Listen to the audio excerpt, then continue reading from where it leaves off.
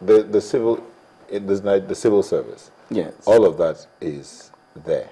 All this, salary, allowances, pension, it's all in the civil service laws. Yes. The laws governing the civil service. Yes. But you still find directors, you still find, you talked about the permanent secretary who's likely to victimize a cleaner who has seen him doing something wrong. They still go ahead and do these things, irrespective of the laws. That's exactly what I'm saying.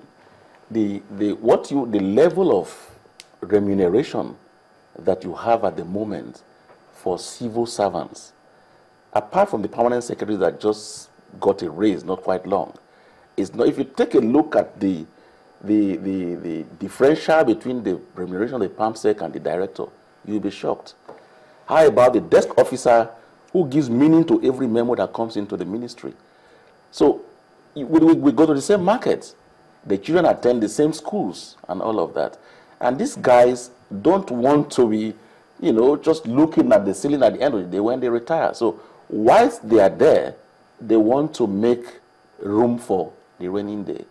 But if governments, and that's why you see that right now, a lot of them are richer than they ought to be receiving proper remuneration. Which people are these? Most of the civil servants. A lot of them are richer than they ought to be. You've done close observation in the civil service. Is the ICPC any better or stronger than they were previously? The law, the framework of the ICPC was even dead on arrival. Why do you say so? Because how can you see a corpse being carried through your front and you say somebody should come and write a petition and put his name there before you go to court to say one corpse passed through my front yesterday or the day after? The spirit behind the framework of the EFCC is quite different. They watch telly, they see the newspaper, they see people talk. I think that's the act about, on petition or something. Sorry? The EFCC, isn't it on petition? The EFCC acts on petition, they can anonymously, but the ICPC does not act on anonymous petition. You must there must be a name behind it. So, to that extent, who is prepared to take that? Would you suggest a merger of the EFCC and the ICPC? No, we treated this issue some time ago. The EFCC would take a look at the rot in the private sector, a little in the public sector, but the ICPC majorly will look at the issues in the public sector. And to that extent, there will be no reason to merge the two bodies. So if we have special courts to take a look at fraud and then tax evasion cases, maybe you have the special court in the FCT, do you think this would give this fight against corruption another bite? Absolutely, a very big boost. A big boost. You see, what will now happen is those lawyers that go to court to buy time, you know, you can buy time, buy 1 year, buy 2 years, the real case has not been heard. That will not happen in the case of special courts.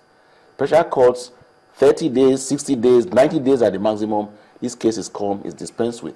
It's either the man is behind the bars or he's a free citizen and is walking the streets. One of the bills that was also passed is this Whistleblower Protection Bill, and I think the President took special interest in that, as reported.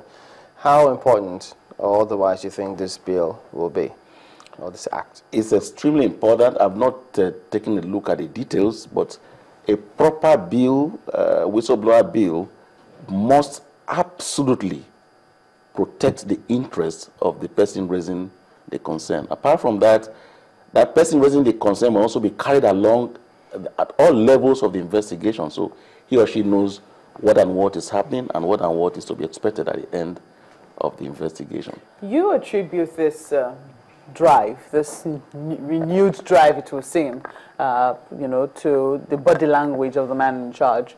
But you heard Mr. Wajarin saying, we've been on this matter for just a while. We've been on them for, you know, for some years now, and they've just come to maturity. That's why they're in the courts. Did you really buy that argument? Well, diplomacy would come to play. Black is black, white is white.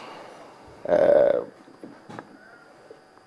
would not expect Umujoya to say, look, my former boss, the former president was not serious about the drive on anti-corruption, and the present one is much more serious about all of this. I agree with him that investigation takes time, you know, and all of that. It takes time, depending on the complexity of the case and all of that. But it's very glaring right now. It's in the air. You can feel it. When was the last time that names of people behind toxic loans got published in this country? When was the last time that NERC rose to the defense of ordinary Nigerians? The NERC will say they've been doing that. They've been doing that for a long time. No, that's not true. You and I know it's not true. Yeah, but well, I've not had cause to use it, but we've had cause to interview him several times, and he keeps on saying we don't get enough complaints. People don't complain enough. This is what they need to do. This is what they need to do. You see, it's very glaring. It is glaring that there's a new wave that is there. People are being careful what they do.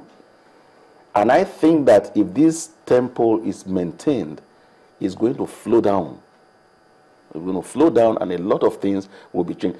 The EFCC itself, as we speak, a lot of anti-graft agencies, they are crafting an agenda for this present government.